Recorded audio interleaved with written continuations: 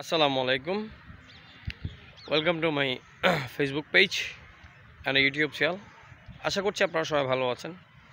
যারা এখনও পর্যন্ত পেজে ফলো এবং ইউটিউবে সাবস্ক্রাইব করে নাই, প্লিজ কাইন্ডলি একটু সাবস্ক্রাইব এবং ফলো করে দিবেন। আসলে আমরা যারা কুরবানি দিই আল্লাহর নামে, তারা কী জন্য কুরবানি দিই সেটা আমরা হয়তো সবাই জানি না। হয়তো আমরা নিজেরা খাওয়ার জন্য, ফ্রিজ ভর্তি করার জন্য আমরা মনে হয় আমরা কুরবানি এই জন্যই দিই। একজন ব্লগার, আমি নাম এখানে উল্লেখ করতেছি না, সে ব্লগ করছে অবশ্যই একটা ভালো একটা ভিডিও, সবাইকে দেখার সুযোগ করে দিয়েছে। আই হোপ ভিডিওটা আপনার 2 মিলিয়ন ভিউজ হয়েছিল।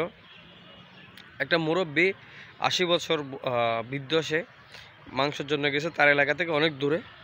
তাকে মাংস দেওয়া হয়েছে, মানে গরুর মাথা, এখানে আপনার মগজ নেওয়ার পরে যা অবশিষ্ট থাকে ওইটা দেওয়া হয়েছিল।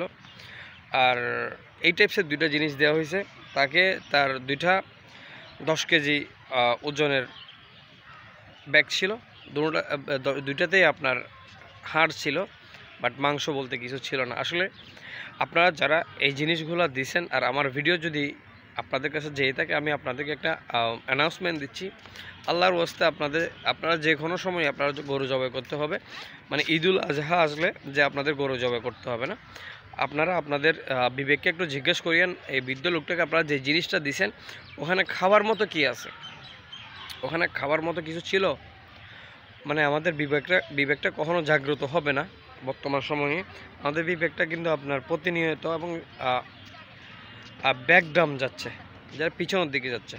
সো যারা এই ধরনের কাজগুলো করেন, এগুলো থেকে একটু দূরে আসেন। বাট আমরা কুরবানিটা দিই একমাত্র আমাদের সৃষ্টিকর্তাকে রাজি খুশি করার জন্য।